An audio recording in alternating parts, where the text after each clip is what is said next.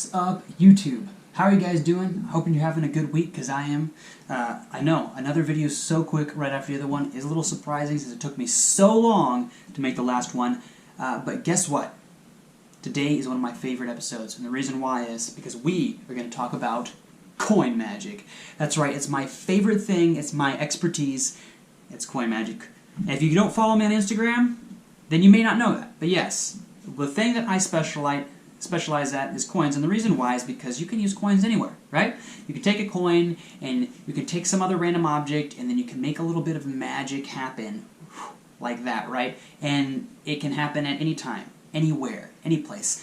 Unlike a deck of cards, where you have to have at least a deck of cards beforehand to actually be able to perform magic. And that just seems a little excessive to me.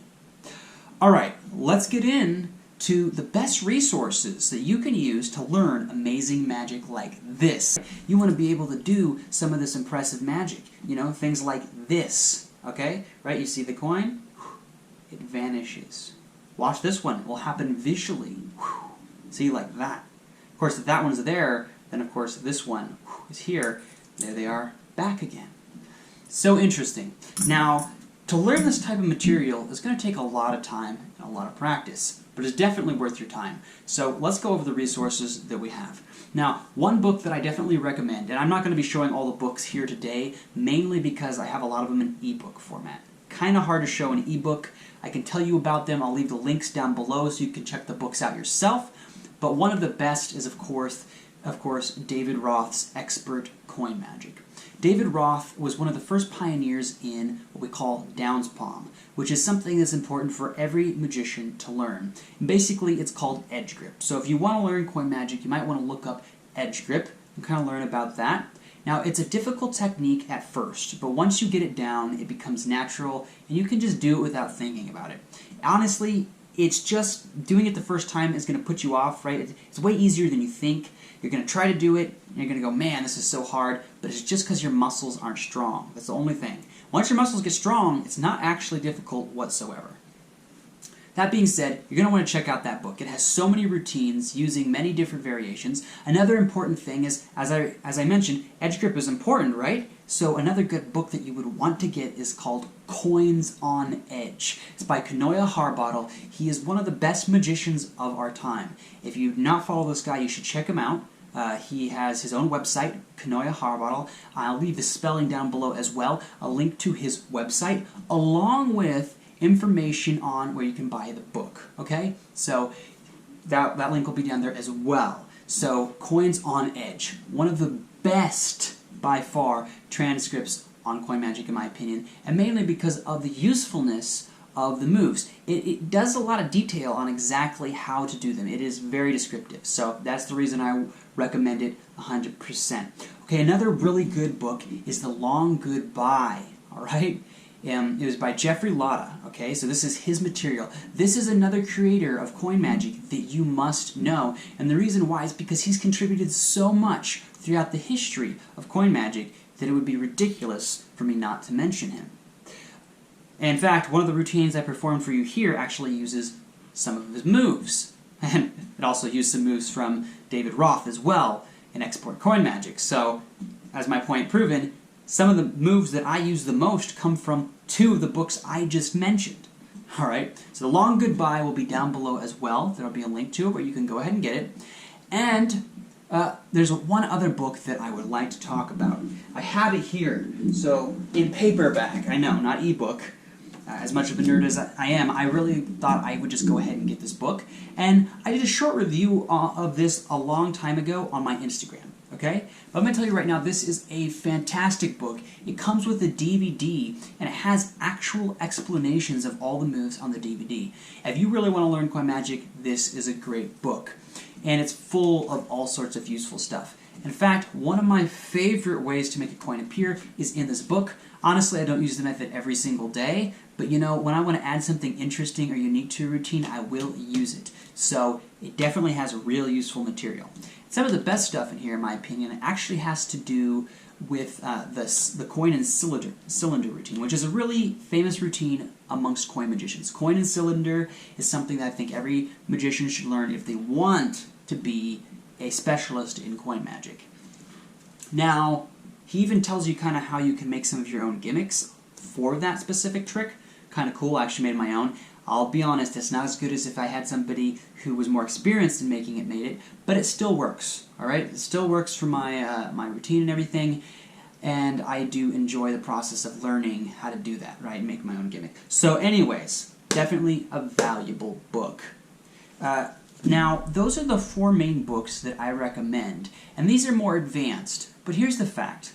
If you want to start out, maybe you're not super familiar with coin magic, go and learn some basic things like the French drop, retention vanish, those types of things, and then move on to these books and start to learn them, because these books do have a level of like moves in them that you can do as a beginner. They're not all just super advanced, alright? And they start out with the very basic technique. The fact is, if you just follow the techniques there in each of these books and you study all of them extremely well, sure, I wouldn't say it's for the beginner, but if you start with something like Expert Coin Magic and Edge Grip, alright, or Coins on Edge by Kanoya Harbottle, and then you move in to these other 2 books, I feel like you will have enough understanding to be able to do that. I mean, honestly, that's just my opinion. Now, I know it might be hard, it might be difficult, you'll have to practice a lot, but it's worth your time if you want to jump right in. And that's the reason why I provide these books. Now, there is one other one, I guess the 5th one. If you still seem a little scared about these books, because they do require a lot of serious sleight of hand, then one that's a little bit easier is Bobo's Coin Magic. Alright, it's Modern Coin Magic by Bobo. Good book. It doesn't have as many references as the other books that I just mentioned, so it doesn't tell you as much about the history of the moves, which I think is a bummer.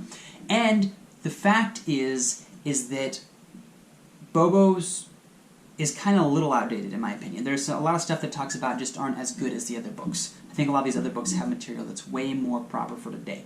That being said, some of the best techniques are actually in Bobo's as well, like classical techniques. But if you mix those with these ones, you'll get a really well-rounded knowledge of coin magic, which is what is important, right? So, anyways, this basically sums up all the resources that I have for you guys. Now, would you like to learn the first coin magic trick that I performed? I'm sure you would, so I'm going to actually teach you right here now since you've actually waited to get to this point. But before I do that, why don't you smash that like button? In fact, destroy the like button, alright? And then, of course, don't forget to subscribe because you're going to want to see all of the new material that comes out. Obviously, I'm providing a lot of fun resources here. Don't worry, I will be doing more reviews, okay? They are going to happen. I just need to work up a little bit of a budget this month so that I can start doing those again. You know, because of this whole virus thing, I got a little tight on money, you know, this last month. So, that being said, I am coming back. I will have enough to go ahead and move on with all this stuff, so it's not a big deal. But if you're waiting for more reviews, just know that they are on their way. Okay, let's learn this magic trick. Alright, here's the cool thing. So what I'm going to be doing is what's called the French drop. Now I'm doing a variation. This is a variation I came up with a long time ago. I'm sure other people do this as well. But when I first saw the French drop, I learned it here. I said, why don't I just move it here? Okay? So I came in and you do this. So what you're going to want to do is you're dropping this coin like this onto this hand, right? Boom, like that. That's all that's going on. It's just dropping it, alright, into the hand. While you're coming over with this hand. Now what you're going to do is you're going to put this thumb behind and you're going to use these fingers. You're going to leave the thumb there as you close these fingers over it, but here's what it looks like from the inside, right? So from here, here's the coin, right? You're holding it here. This is coming over here like this, and you're going to move these fingers up, but you're not actually going to put your thumb against the coin, alright? And what you're going to do is you're going to come up, and then when we're right here, you're going to drop it there, and then close those fingers. But the key is not to push your thumb out like this, okay? You want to keep it behind the fingers, and you just want to move it a little bit like this. And the reason why is it looks like you're squeezing onto it or rubbing the coin from behind if you do it like that, see? So I'm dropping the coin in my hand in all actuality, but look, it looks like, oh, I got that coin right here. Whew. Bam, it's gone, right? So that's what's going on. But when the coin drops here, I go to reach for the pencil, right, the pencil, and I was going to say pen, that's why I said it like that, sorry. And while I'm doing that, all I do is I press this coin against the palm of my hand, I move these fingers back so the coin's sitting at the edge of these fingers, like this. As I pick it up and I go like this, I keep this hand closed, and then I go like that. right? So the magic is because of the pencil. I'm pretending at least. And then woo, it's gone. Now what you're going to do is you're going to rub like this, and then you're going to come back. And as you come back, this hand's going to go here. And as it goes there, you're going to drop the coin onto the hand, right? I'm doing this slow, which is why it doesn't look the same. I drop it like this onto the hand, so it's now here. But while I do this, I rotate this hand back, and then I come over and go like this along the pen, grab it, and then show this hand empty. The reason why I do that is because it's able to swish the hands in a very natural motion without drawing attention to it, and then reveal that there's nothing in this hand.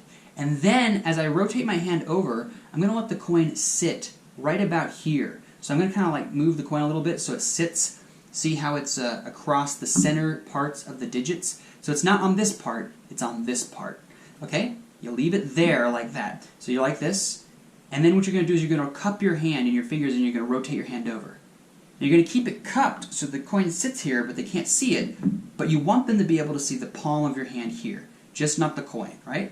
So you keep it like that, you wave, then you close your hand, and then when you pull your fingers away, the coin will be there, and now you perform the magic trick. That's what it looks like, that's how it's done, and you will get good reactions. Only thing to note about this magic trick is people have to be out in front of you. Anyways, that sums up today's episode. I hope to see you again next week.